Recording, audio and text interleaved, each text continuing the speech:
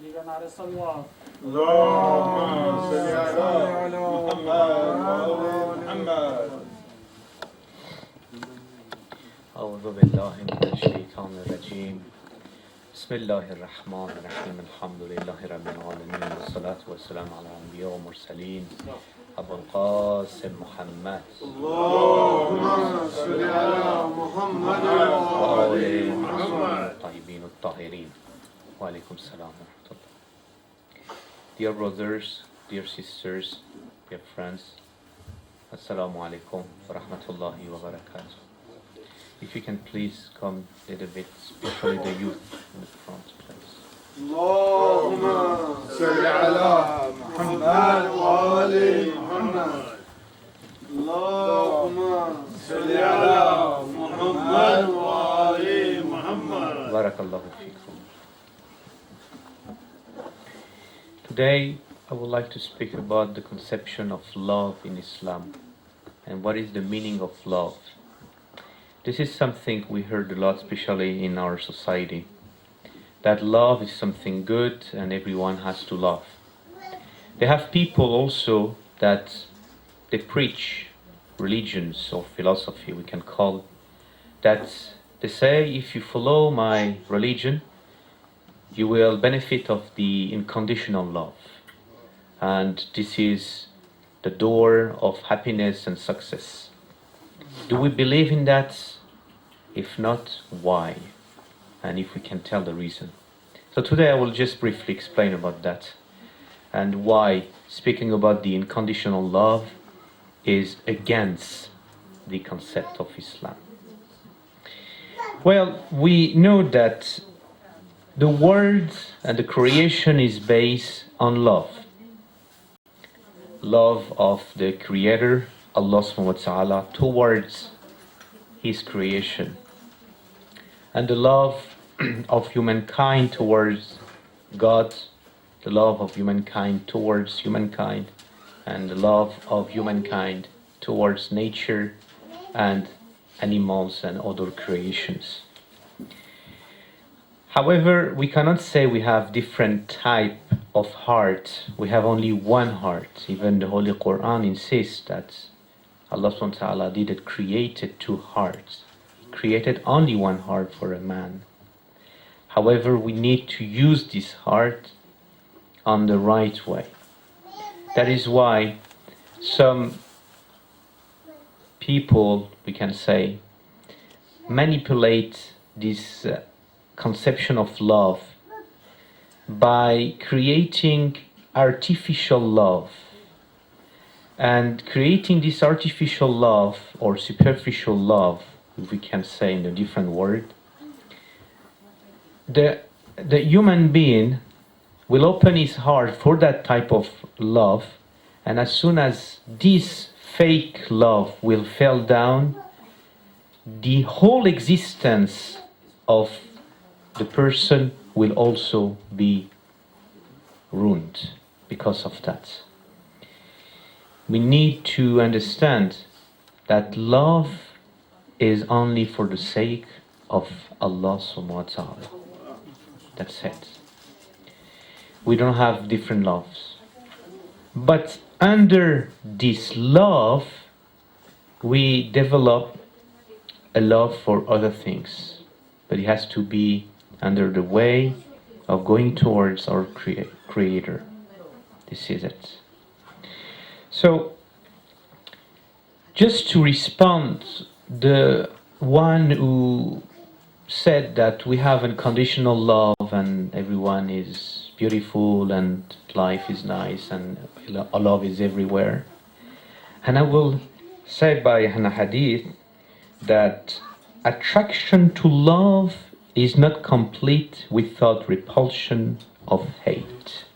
How can we comprehend love if we don't know what is hate? You will love something which is not beneficial for you. You have to understand and limit this love.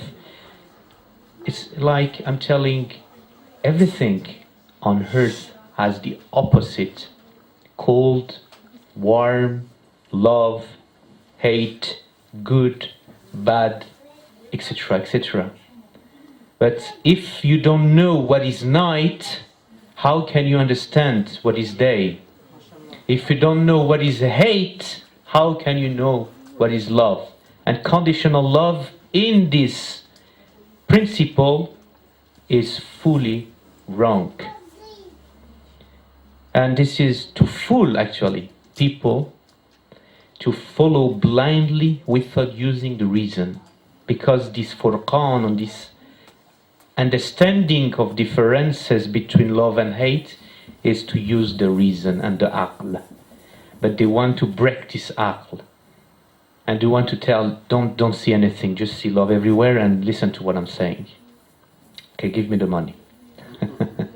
At the end of the day. So this is one reason that when we speak about love, we have to understand hate. Now, we know that and I explained since the first day of the lecture that Islam is the religion of love and preaching the love. We don't preach whatsoever any kind of hate. The only thing is we try to just define the meaning of hate to better understand where we are. We shouldn't just cover, the meaning of hate and just say, okay, love is good, love is good. But if we don't know what is hate, how can we understand love? And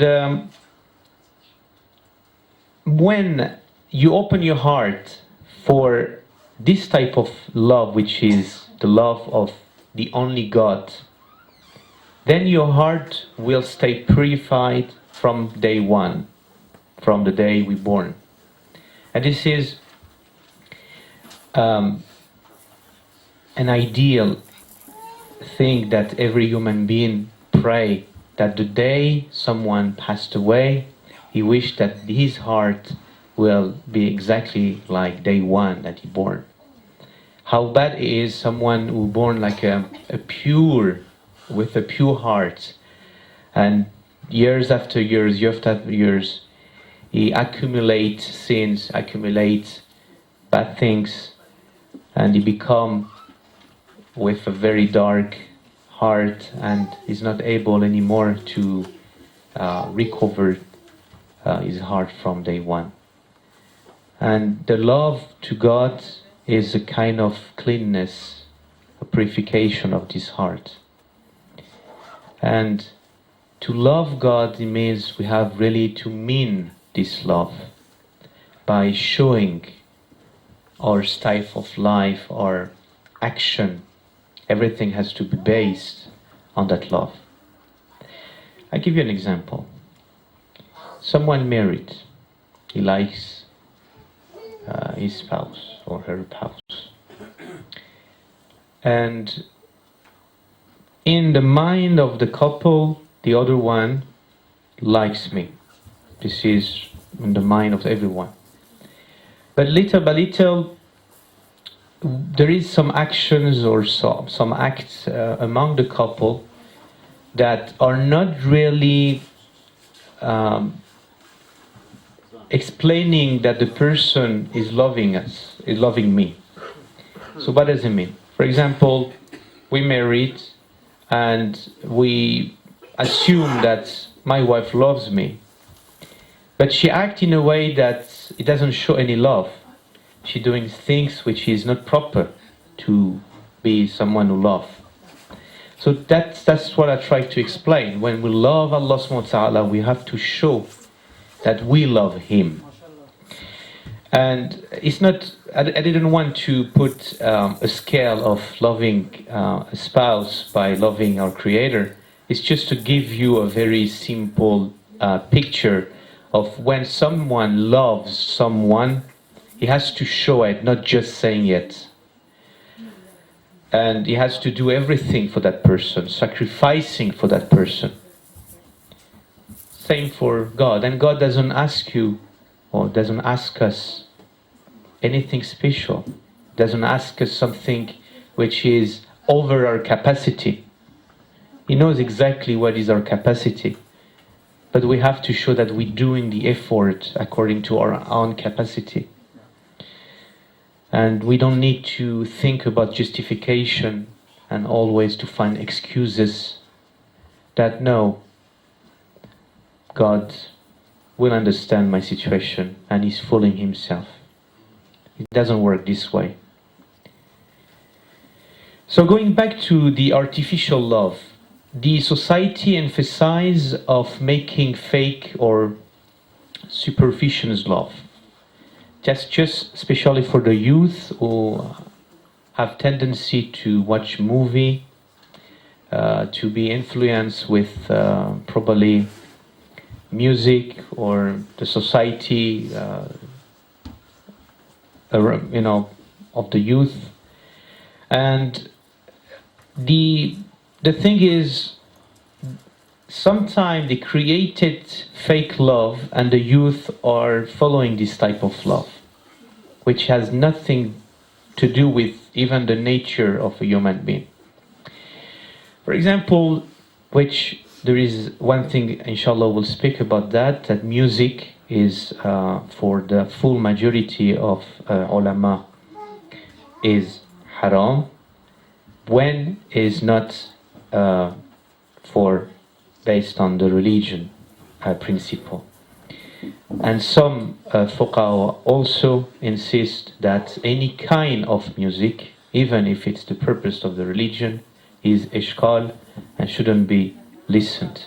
But I don't want to debate about the topic of music, but usually on the lyrics, on the sounds of the music, insist on love of someone, and the youth are pretty much listen to it, and they believe that love is just by seeing just one flash, a woman or a girl, and they fell in love, and this is the whole life, and everything changed. And they push on the side of the emotions of the youth, which is evil. Full stop. It's evil. We cannot play with the heart of someone based on emotions. That is one reason that why we are saying that music is ishqal shar'i. It shouldn't be listened. That's manipulating the mind of the youth. They are preconception that life, this is it. And when the love of by first sight of a girl or vice versa fell down or break down, my life is finished and I want to kill myself and commit suicide. And we do have a lot of youth that are ending their life just because of a story like this, which is unfortunate, exists even among our community.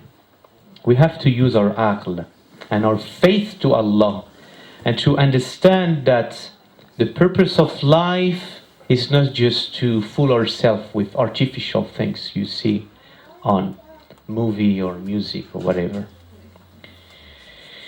And there is also one thing in Urdu language and also in Arabic, we heard the name of ishq or ashaqa, which is not an Islamic term. Find me one word in the Quran or Hadith called ishq. Yeah, go ahead and do ishq. Ishq is for the poems, but actually has a very negative connotation in Arabic. It means to stick. Ashaqa is a type of plants that grew up on the walls, and it sticks on the walls. You cannot even remove it. You have to use acid or I don't know. This is ishq. This is how they call.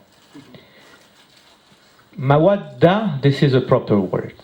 Hub, it's a proper word for Allah subhanahu wa ta'ala. Azad Zainab, salamullah alayha,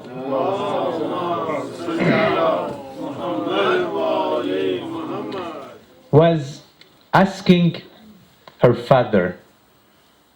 Who was her father? Imam Ali alayhi salam. And she was asking her father, she said, Allah subhanahu wa ta'ala said a human being has only one heart. And how come you said you love me if you love Allah? That's a good question.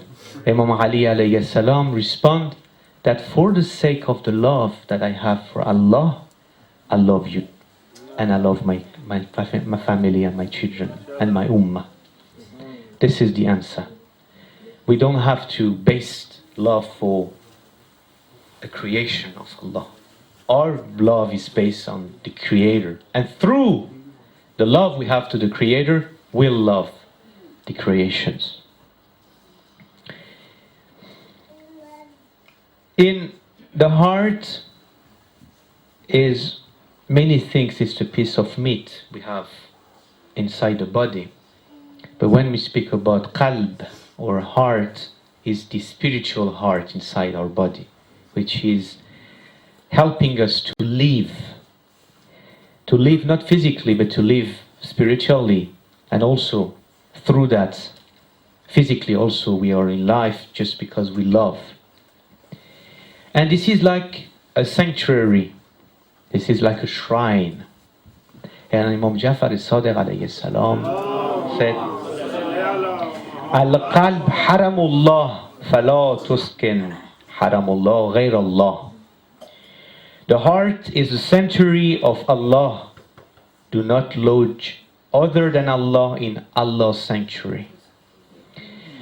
And that is why we are responsible of our own life and body. No one can tell you how to manage your life as long as you follow the rules and the laws of Allah subhanahu wa ta'ala and the laws of the place you live.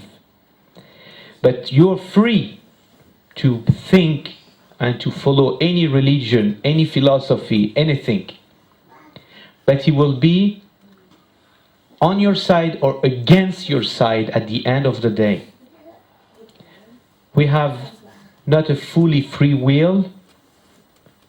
It's amr bayna amrayn. Somehow we are free to choose anything with certain limits. This is how the Shia thinks. Someone, I was remembering, that was asking, he was a Shia, and he was asking, okay, if we have a good heart and we love Allah, why we cannot see Him? And he was asking this question. I was amazed from a Shia asking this type of question. Us, we don't believe that we will be able, even the day of a judgment, to see Allah from our own eyes. This is the Bakri and the Sunnis. They believe that yes, the day of a judgment, certain people will be able to see Allah. No, we don't believe this. Amir al-Mu'mini answered. Somebody even asked him in the riwayah, and he said, yes, we will be able to see Allah subhanahu wa ta'ala through the eyes of the heart, not the physical eyes. That was the answer. So the heart, as we speak about, is crucial for the health of someone, to the balance spirit and mind of someone. It's exactly like food. Someone who eats anything without even thinking, he might eat good things and bad things, and he will have some health problem. Heart is exactly like this. We need to take care of it. We need to love exactly to the right thing, with the amount of love that we have to give for the sake of Allah has to be 100%, and under that we will have the creations. This is, I try to explain, to emphasize on that. Salaam ala Muhammad wa ala Muhammad.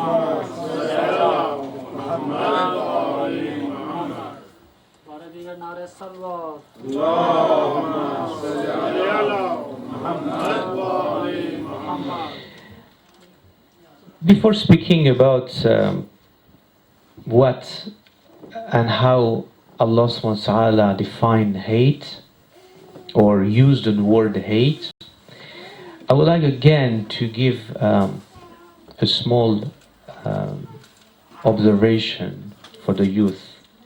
And this is in all cultures, in all countries. We have, for example, Valentine's Day. That's its use for the youth for somehow spreading the word of love by using hearts and red color, pink, selling roses. Everyone is happy and love is everywhere.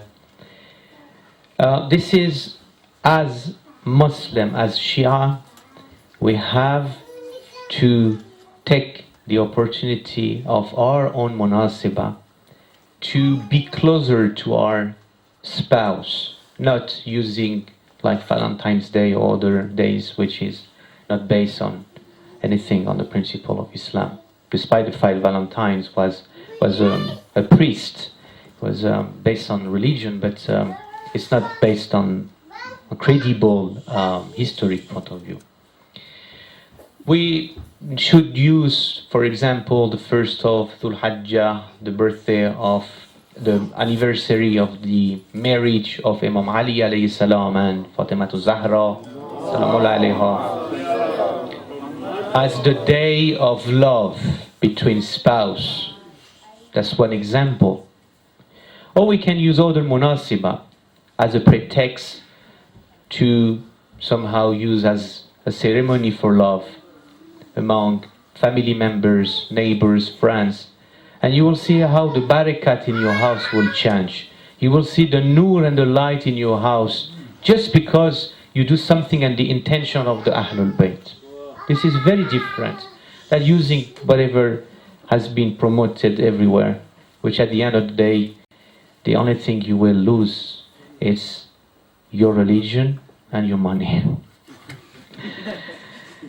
Allah never used and didn't use the word of hate when it hates bad things or bad people. He used doesn't like.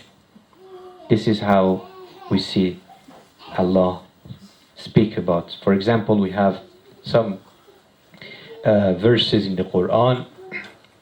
Wallah la yuhibbul mufsidin. Allah doesn't like the agents of corruption, or innahu la yuhibbul mufsirin. It doesn't like the people who spend money for spending money or putting in the trash for nothing. This is one thing also we have to emphasize on spending the money. Our money is the investment of our life. We shouldn't spend anything which is not on the purpose of following the duty of Allah subhanahu wa ta'ala. I'm just saying, especially for the youth, that they are sometimes asking too much to buy from their parents, saying you have to buy such a thing, you have to buy that. And this is a waste of money. Anything that they need has to be for a purpose at a long term speaking. I'll give you an example. If they want to have a nice clothes, that's fine. The nice clothes they want to buy is for their own dignity, for themselves. To have nice clothes, why not? It's even recommended someone who buy cologne or perfume. For women, it's even recommended that they have gold. This is recommended according to the riwayah and the hadith. But just spending money just because we feel that, okay, I have a credit card and I want to spend, and they're pushing the parents to buy, this is not acceptable whatsoever. And also, Allah doesn't like the arrogant people. And many, we have many examples, but I don't want to name all of them. But the arrogance as well, we have sometimes problems in communities that people have tendency to have the arrogance and to speak in a way that they feel better than others. And unfortunately, sometimes we even have the problem among the preachers that they feel they are leaders of communities and they should stick to be just preacher. So when we want to speak about love, I will just tell you one act of love, which is good to know, is to visit the graves. This is something has been taught in the Holy Quran and the history of previous prophets. People might say from different school of thought that this is bid'ah, this is shirk, what are you doing, why you are praying on graves? Well, if it's bad, why Allah subhanahu wa ta'ala ordered the people for the Ashab al-Kahf, on the cave, that, I don't know if you know the story of, I briefly said, that 300 years people, companion of the cave, slept in the cave and then they wake up and then they died, and when they died in the natural way, the people, they decided they didn't know if they wanted to close the cave and forget about them or to build a sanctuary or a big building on it to remember them. And Allah subhanahu wa ta'ala revealed the verse and said we have to build an edifice and a building on that grave in order to remember and as a place of worship. Or we see nowadays that in Medina we have the big mosque of the Holy Prophet Muhammad sallallahu alaihi wasallam. And this is not against anyone views. According to what we see in Medina, is a huge mosque, and this is exactly how the Prophet did for his mother when he had sometime wanted to visit her. He was visiting her graves, he was crying for her, and he was showing love through the grave. Grave have a very deep understanding and meaning. We shouldn't think that this is a part of shirk. Shirk is, the meaning is totally different than respecting someone who passed away. And also the soul of prophets, the soul of shuhada or martyrs are living, they are among us. So how come is a kind of shirk when you speak with someone who can listen to you and you can also communicate with that person? I remember the first time in my life I went to Mashhad Muqaddas. I had the intention to go to the Hawza in 98 and I was almost 20 years old. And I said, this is my niyyah and I want to be a preacher since I was young, so I went in Qom. And then I had the opportunity to go to Mashhad. And I've been there for the first time in my life. Originally I'm Iranian, but I didn't born in Iran. I didn't grow up there, so I didn't really know many places over there. And reaching the haram of Imam Reza alayhi salam, I saw from my own eyes some people barefoot. I didn't know why they removed the shoes. I couldn't ask to anyone because I was ashamed to ask, why they are doing. Maybe they lost their shoes, or maybe there is something, or they stole their shoes, because I heard while I was young, be careful if you put shoes on the mosque, people will steal your shoes. So I thought maybe someone took their shoes. And the next day I went again on the way towards Masjid for the Fajr. I saw many people who were barefoot. And finally I had to ask to one of the Maulana, and why many people are going barefoot. It's very cold now, and Mashhad, when it comes towards the winter, is snowing, it's icy. But it wasn't the winter, but... And they told me, no, this is a sunnah. This is how we have to do. This is a riwayah we have, showing our love for the ma'sumin. And this is even mustahab for people who does that, especially in Karbala, for Imam Hussain alayhi salam. And that's how I realized that act of showing love is a different way.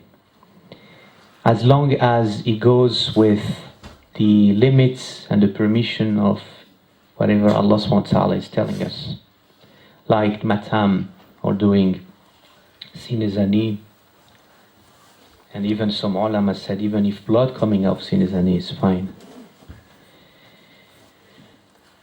And also we have hadith saying that this is mustahab when you go to the haram of Imam Hussain alayhi salam. Wa alayka salam ya Rasulullah. And it's amazing, you go to the haram of Imam Hussain alayhi salam and you answer and reply the salam of the Prophet. It's because Imam Jafaria alayhi salam,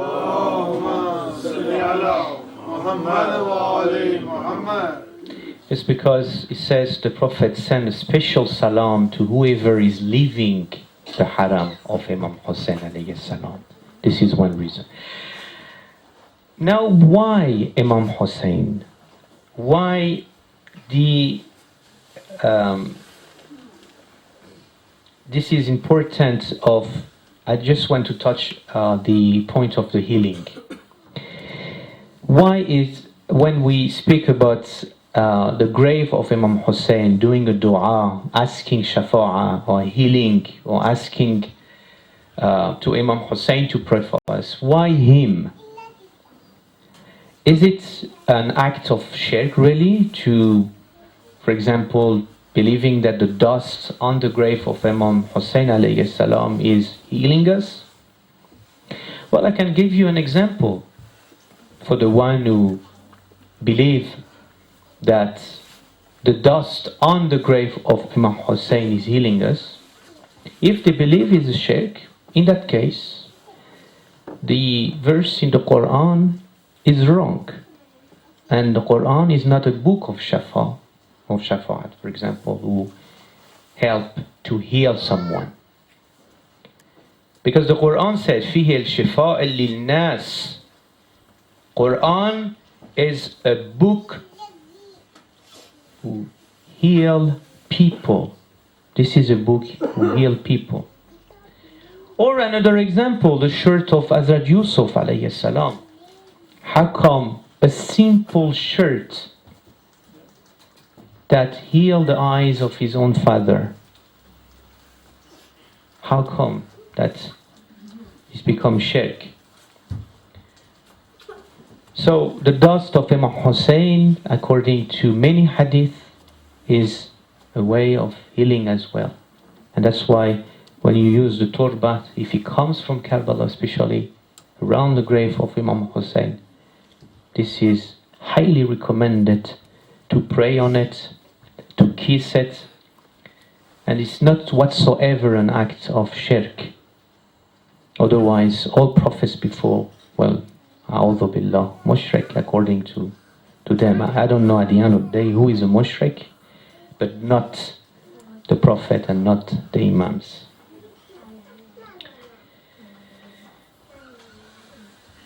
There is one riwayah. I was amazed on this riwayah to speak about Imam Jafaria alayhi salam. He felt sick, and he was in Medina at this time. He was asking a man to go towards Karbala to pray for him. And when this man went towards Karbala, someone met him in the middle of the road and said, "Where are you going?" He said, "I'm going to make a prayer and dua for Imam Jafaria." He said, "Why? Are you traveling for 1500 kilometers just to ask a dua for Imam Jafar in Karbala? He says, yeah, indeed. Because you should know that the grave of Imam Hussain and the dust on the grave of Imam Hussain is healing. And anyone who wants to ask Allah subhanahu wa ta'ala for something, he needs to pray and ask Imam Hussain alayhi salam for help. And Imam Hussain himself will ask, inshallah, to Allah subhanahu wa ta'ala for you. And this is nothing shirk. It's nothing bad. It's like you are, I give you just a simple example for the one who really need to comprehend. Indeed, everyone knows, but we do have people among our religion who still doesn't comprehend at all. And I think their case is very bad. Because if it's shared to ask help, so why, if they are sick, they're asking a doctor to come to help them? Why, when they have a burglar at home, they're calling the police? If it's bad to ask, we have only to ask Allah. Indeed, we ask Allah for protection, but we have an aql and a brain and a reason in order to utilize this possibility we have on earth to ask the people around us. And Prophet and Imams are in life. It's not somehow a kind of shirk asking for people's help. So, just to resume about speaking about love, Imam Hussain means love. This is the true color of love. The love of oneness of Allah, La ilaha illallah, Muhammad Rasulullah, Aliyan Waliullah. This is the conclusion of Imam Hussain and the message of Imam Hussain. We continue the story of, as we said yesterday, about Imam Hussain alayhi salam. Salawat bar Muhammad wa ali Muhammad.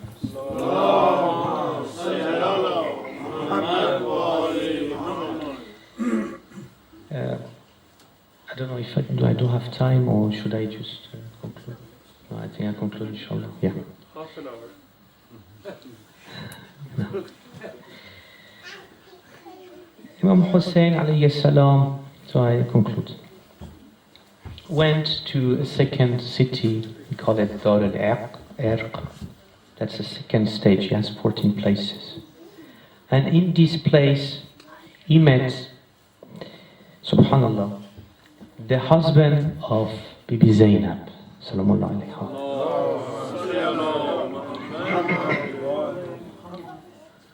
Abdullah ibn Jafar, alayhi salam. And he brought with him his two sons, Aoun and Mohammed.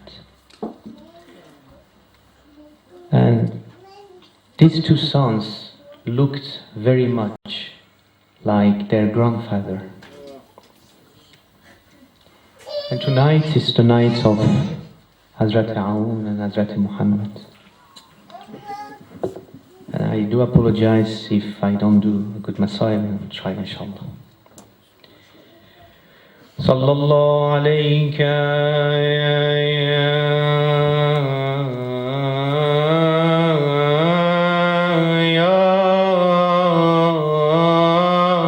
Abu Abdullah. Sallallahu alaykum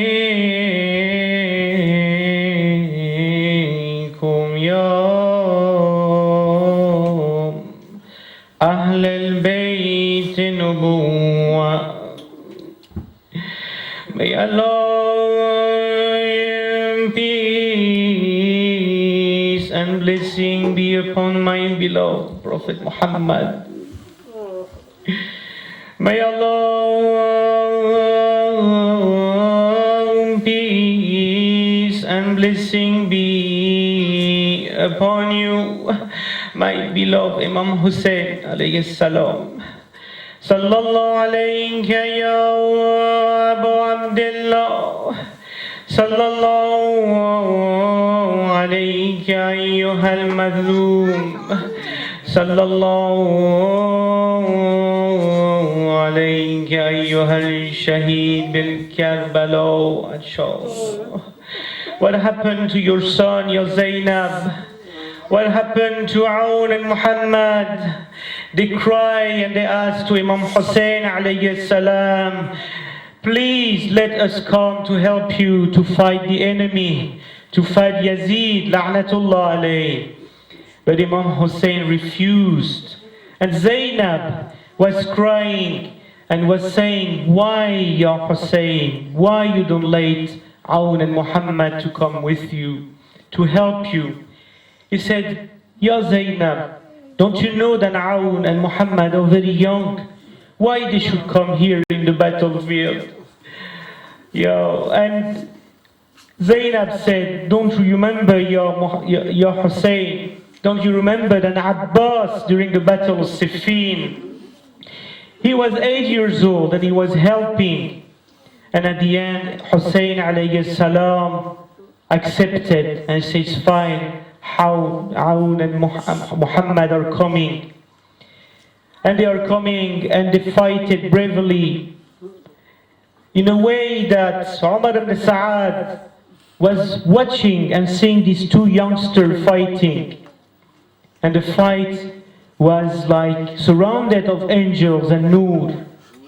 And what happened is Umar ibn Sa'ad was asking, who are those two youngsters? And they were saying, they are the nephew of Hussain. And Umar ibn Sa'ad, what is it? He said to everyone, you have to stop the war now. Now everyone has to kill them. You have to destroy them. And all the arrow went towards Aoun and Muhammad in a way. Then all the power from right and left and up and down. They destroyed the body of the both children. In a way, then Abbas alayhi salam and Hussain went towards the body of those two children and they brought her to their mom, to Zainab. When she saw her children, she said, Ya Allah, shukra lillah, and she went and sajda. Inna lillah wa inna ilayhi raji'un. Sallallahu alayhi Sayyidina Muhammadin wa ali Muhammad. Bihaqi Muhammad wa ali Muhammad. Please, we'll read 5 times Amma Yujibu for everyone who's sick, who has problems, who has a niyyah or dua for anyone. Please together, Amma Yujibu. Bismillahir Rahmanir Rahim. Very loud. Amma Yujibu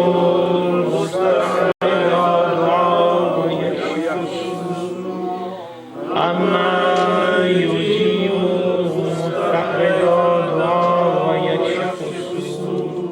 أما يجيب مستعرض الدعاء ويكشف السوء أما يجيب مستعرض الدعاء ويكشف السوء أما يجيب مستعرض الدعاء ويكشف السوء. يا الله يا رحمن يا رحيم صلى الله عليه وسلم.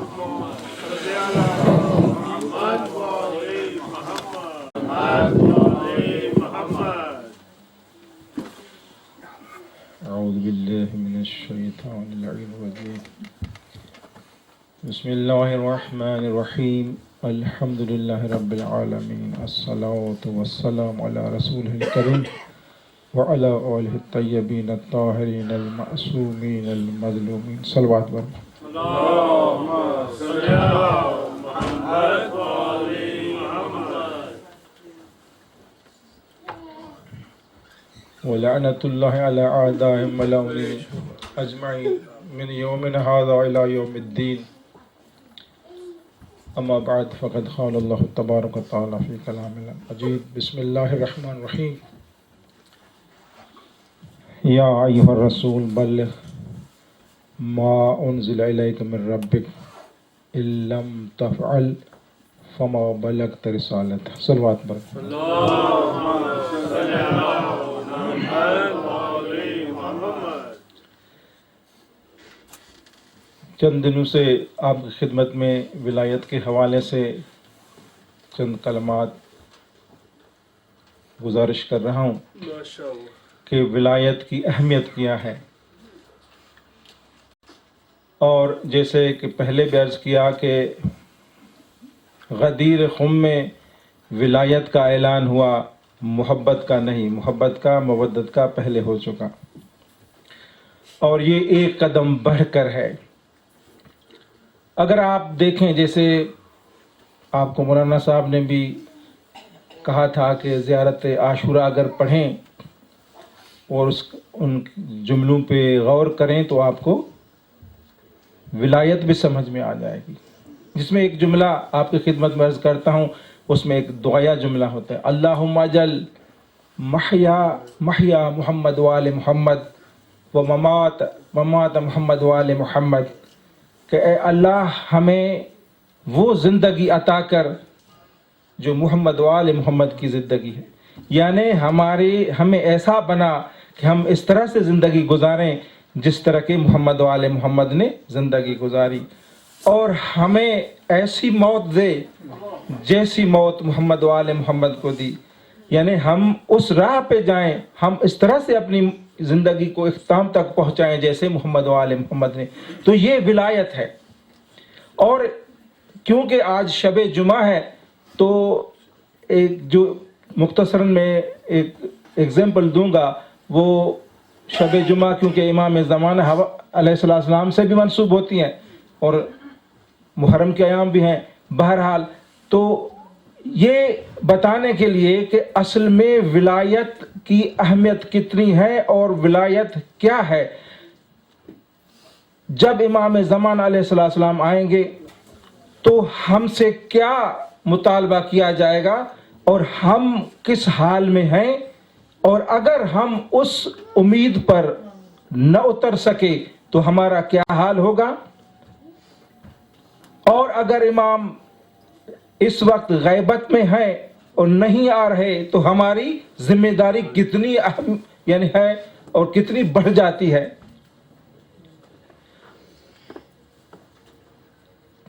تقریباً 400 سال پہلے ہمارے ایک بزرگ آیت اللہ گزرے ہیں، آیت اللہ باقر وحید بہبہانی، ایران کے تھے۔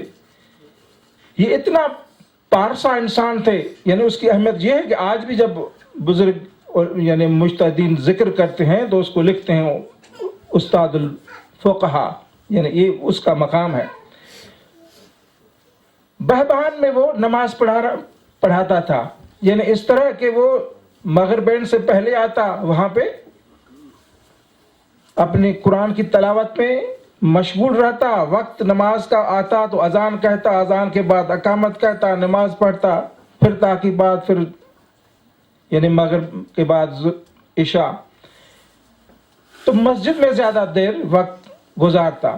ایک دن یہ نماز کے لیے دیر سے پہنچا مسجد میں۔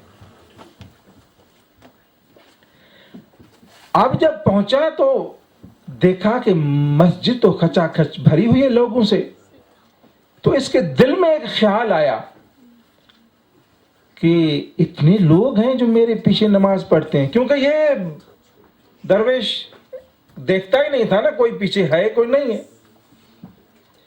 تو اس کے دل میں جب یہ خیال آیا کہ اتنے سارے لوگ میرے پیچھے نماز پڑھ رہے ہیں، تو اس نے کہا یہ شیطان کا وسوسہ ہے میرے دل میں، کیونکہ اس سے آدمی اپنے دل میں اپنی اہمیت کو محسوس کرتا ہے کہ میں اتنا ہو گیا کہ میرے پیچھے اتنے لوگ نماز پڑھتے ہیں۔ تو اس نے محسوس کیا کہ شیطان مجھے گمراہ کر رہا ہے، تو اس نے کہا کہ اب میں کیا کروں۔ آتے ہی اس نے یہ کہا کہ آج میری نیت درست نہیں ہے، آپ لوگ جماعت تو کریں لیکن نیت فرادہ سے نماز پڑھائی، اور اس کے بعد اس نے کہا کہ میں کب تک ان سے یہ کہتا رہوں گا کہ اپنی یعنی فرادہ نماز نیت کریں۔ تو اس نے سوچا کہ بہتر ہے کہ میں کسی اور شہر چلا جاؤں۔ پھر سوچا کہ میں کسی شہر چلا بھی جاؤں تو وہی مسئلہ ہوگا، لوگ چھوڑیں گے نہیں اور یہ وسوسے شیطان کے چلتے رہیں گے، کہاں جاؤں۔ پھر اس نے کہا کہ ایسے شہر چلا جاؤ جہاں پہ بہت زیادہ علماء ہو، جہاں پہ میری حیثیت ان سے کم ہو، تو اس نے سوچا اس وقت ایک ہی شہر تھا کربلا جہاں پہ بہت زیادہ علماء رہتے تھے اور عام عالم جو ہے اس کی وہ حیثیت نہیں ہوتی تھی جس طرح کہ ایک عالم کسی چھوٹے سے شہر میں چلا جائے. تو یہ شخص راتوں رات یعنی ایک شام کو یہ واقعہ ہوا, اسی رات کو اس نے سامان سفر باندھا کربلا کے لیے. اب اس کی پاکیزگی کا اس سے اندازہ لگائیں. یہ کربلا پہنچا اور وہاں پہ پہلے سے زیادہ علماء ہیں. اب اس کو کربلا سے تھوڑا سا دور ایک گاؤں ہے جہاں پہ ایک مسجد ہے, اس کو پیش نمازی کے لیے جگہ مل گئی, وہ وہاں خدمت کرتا تھا. ایک دن عشاء کے بعد خطبہ دینے لگا, اس میں اس نے امام زمان علیہ السلام کے لیے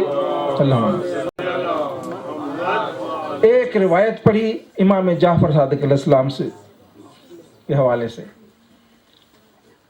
کہ امام علیہ السلام کہتے ہیں کہ جب تم امام زمان 12 امام کی ظہور کے لیے دعا مانگو اور وہ ظہور نہ ہو تو یہ سمجھو یہ تمہارے لیے غنیمت ہے. اب یہاں جب پہنچا نا تو لوگ جن کے ذہن میں پہلے سے یہ تھا کہ جب مولا ظہور کریں گے تو یہ کچھ علماء ان کی مخالفت کریں گے, تو انہوں نے کہا کہ یہ دیکھو کہتا ہے کہ اگر امام نہ آئے تو یہ ہمارے لیے خوش قسمتی ہے. تو اس سے جھگڑا کرنے لگے, اس سے وضاحت تک نہیں پوچھی کہ اس جملے کی مولا کے وضاحت تو کریں, نہیں, جھگڑا ہو گیا اور اس کو جان بچا کے مسجد سے نکل کر اپنے گھر آنا پڑا. اب جب وہ اپنے گھر آیا تو وہ اس فکر میں کہ یہ کیا حال ہے ہماری قوم کا کہ نہ سوچتے ہیں نہ پوچھتے ہیں, بس ایک بات پہ اڑ گئے اور جھگڑا شروع کر دیا. اب افسوس کرتا رہ گیا یہ, اور اتنے میں کافی دیر کے بعد اس کے دروازے پہ دق الباب ہوا. تو اس نے دروازہ سے پوچھا کون, کہا کہ میں متولی ہوں, ٹرسٹی متولی جو بھی یوں سنبھالتا ہے مسجد کو. اس نے کہا کہ یہ سمجھدار آدمی ہے, ذمہ دار آدمی ہے, ضرور مسئلہ ٹھنڈا ہو گیا ہوگا, اب یہ معافی تلافی کے لیے یہاں پہنچا ہے. اب جب اس نے دروازہ کھولا تو اس متولی نے 2 کام کیے. اس کے ہاتھ میں مسلح بھی تھا. پہلا کام یہ کیا کہ اس کے منہ پہ یعنی آیت اللہ بہبائنی, یہ بہت سخت تلخ تاریخ کا واقعہ ہے, منہ پہ تھوکا ایک, اور دوسرا جو مسلح ہاتھ میں تھا اس کے دے مارا, اور یہ کہتا ہوا کہ یہ لے لو, ہم نے تمہیں رکھ کر بہت پچھتایا کہ تجھ جیسا عالم, تجھ جیسا شخص ہماری مسجد میں نماز پڑھاتا رہا اور مسجد کو نجس کر دیا. ہم نے ساری مسجد کو تو دھو ڈالا ہے, اب یہ مصلے کا کیا کریں, یہ اتنا نجس ہے کہ یہ تو ہی رکھ لے. اب یہ کہتے ہوئے یہ نکل گیا.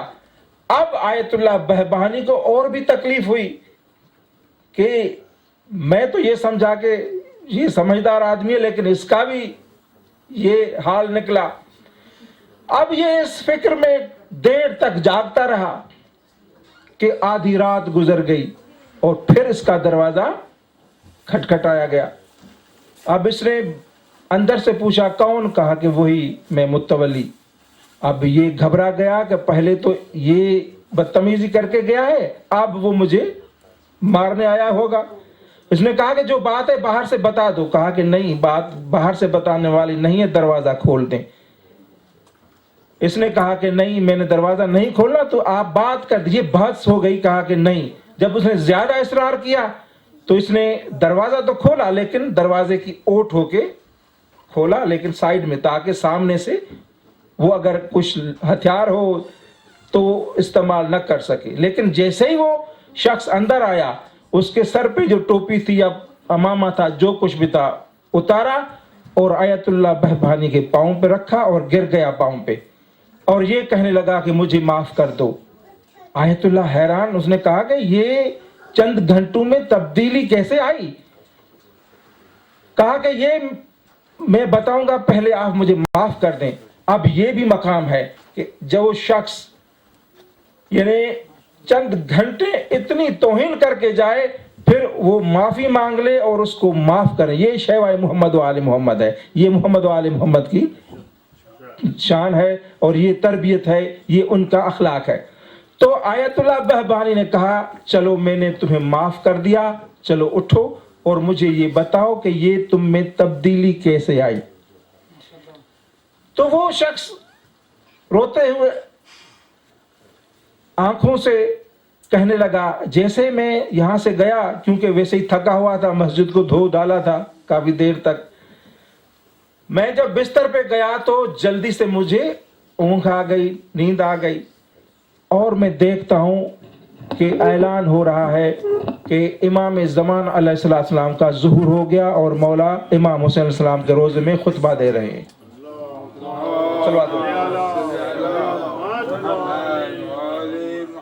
جیسے میں نے سنا میں دوڑتا ہوا امام کے روزے, کیونکہ یہ کربلا سے میں نے پہلے عرض کیا نا تھوڑا سا باہر تھا, کہا کہ میں نے اپنا گھوڑا لیا اور گھوڑے پہ سوار ہو کے مولا کے روزے پہ گیا, اور جیسے ہی اندر گیا, اب یہ ہے جو بات ہوتی ہے ولایت کیا ہے, ولایت کس کو کہتے ہیں, اور جب یعنی ولایت ہے ایبسولوٹ سبمیشن, اطاعت کاملہ یعنی مکمل اطاعت, اس کو کہتے ہیں ولایت. اب جب کہتا ہے کہ میں وہاں پہنچا تو بیٹھا ہی صحیح, تو مولا نے کہا کہ آپ اٹھیں, یہ جو آپ کا لباس آپ پہن کر آئے ہیں یہ حرام کا ہے, جا کے یہ لباس تبدیل کر کے آؤ.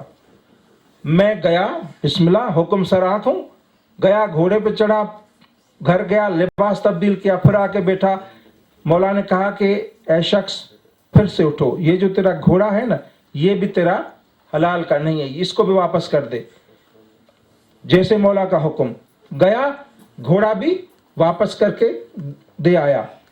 اب آ کے بیٹھا ہی صحیح تو کہنے لگا اے شخص اٹھ, یہ جو تیرا گھر ہے یہ تیرا نہیں ہے, تیرے بھتیجوں کا ہے, تو ان کو واپس کر دے.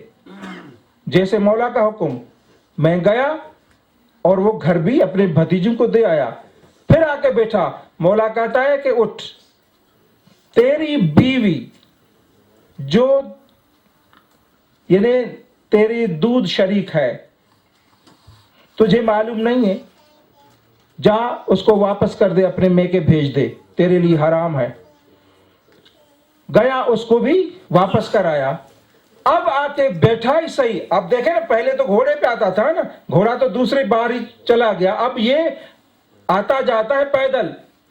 آخری بار پہنچا, اب بیٹھا ہی صحیح تو مولا نے کہا اٹھ, جا یہ میری تلوار لے اور اپنے جوان بیٹے کو قتل کر دے, کیونکہ یہ ان کاموں میں ملوث ہے. اب جب یہاں تک پہنچا نا کہ بیٹے کو اپنے ہاتھوں سے قتل کر دے, تو میرا ایمان جواب دے گیا. میں نے کہا آپ امام نہیں ہیں. امام تو کیا, میں آپ کو سید بھی نہیں مانتا. آپ نے میرا گھر دلوا دیا, میری بیوی کو مجھ پہ حرام کر دیا, اب میرے بیٹے کو میرے ہاتھوں ہی قتل کروا رہے ہو, میں آپ کو سید بھی نہیں مانتا. اب یہ جب میں نے کہا نا میں نے آپ کو سید بھی نہیں مانتا, میری آنکھ کھل گئی.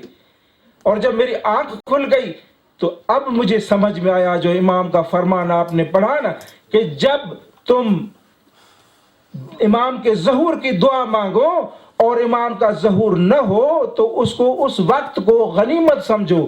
تو وہ سمجھ آئے, کیونکہ جب ہم تیار ہی نہیں ہیں کہ امام جو کہے وہ کریں, کیونکہ جتنی یہ ولایت ہے, جب ولایت کا مقصد یہ ہے جب کہا جائے وہ کرو. اور یہی وجہ ہے جب امام حسین علیہ السلام مکہ سے کربلا کی طرف کوفہ کی طرف روانہ ہونے لگے تو اون محمد کو بلایا. ایک روایت میں یہ ہے کہ دونوں کو کہا کہ دیکھو تمہارا باپ عبداللہ بیمار بھی ہے, ضعیف بھی ہے, بزرگ بھی ہے, تم دونوں رک جاؤ اور ان کی خدمت کرو, اور آپ ہمارے ساتھ نہیں جا سکتے.